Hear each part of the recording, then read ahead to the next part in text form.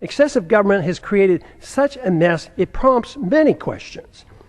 Why are Americans not allowed to use gold and silver as legal tender as mandated by the Constitution?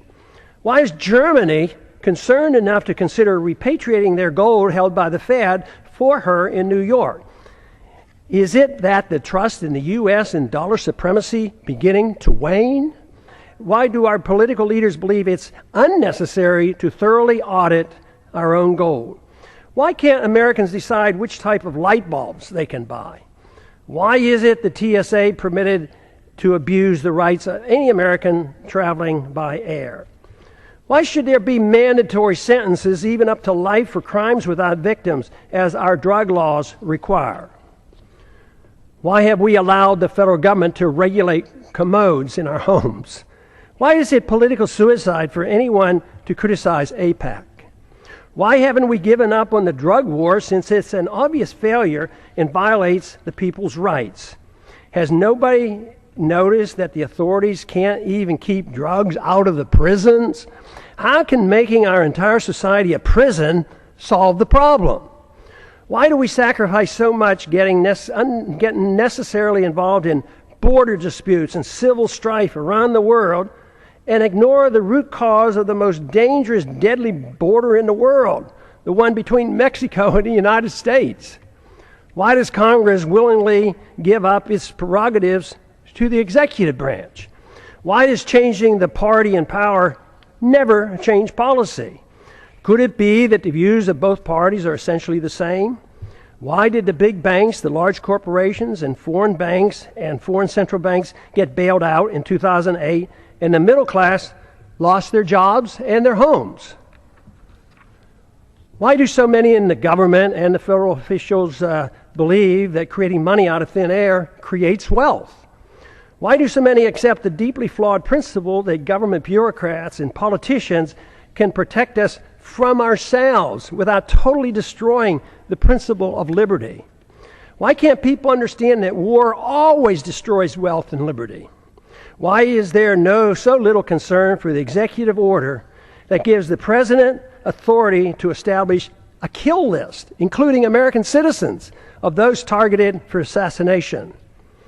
Why is patriotism thought to be blind loyalty to the government and the politicians who run it, rather than loyalty to the principles of liberty and support for the people? Real patriotism is a willingness to challenge the government when it's wrong. Why is it claimed that if people won't or can't take care of their own needs, that people in government are able to do it for them? Why did we ever give the government a safe haven for initiating violence against the people?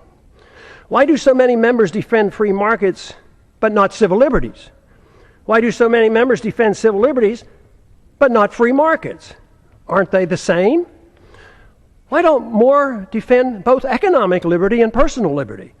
Why are there not more individuals who seek to intellectually influence others to bring about positive changes than those who seek power to force others to obey their commands?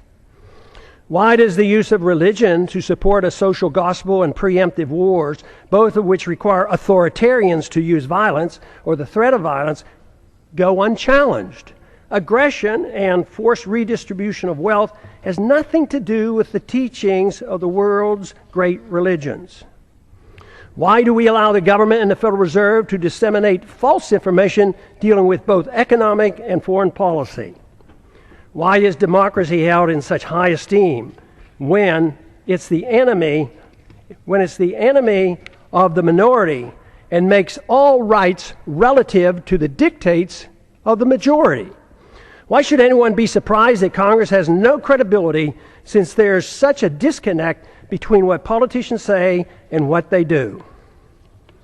Is there any explanation for all the deception, the unhappiness, the fear of the future, the loss of confidence in our leaders, the distrust and the anger and frustration? Yes, there is. And there's a way to reverse these attitudes. The negative perceptions are logical and a consequence of bad policies bringing about our problems.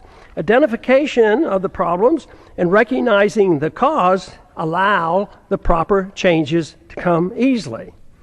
We should have more trust in ourselves, less in the government. Too many people have far too long placed too much confidence and trust in government and not enough in themselves. Fortunately, many are now becoming aware of the seriousness of the gross mistakes of the past several decades.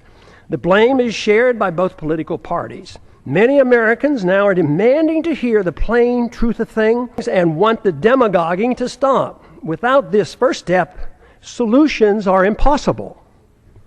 Seeking the truth and finding the answers in liberty and self-reliance promotes the optimism necessary for restoring prosperity.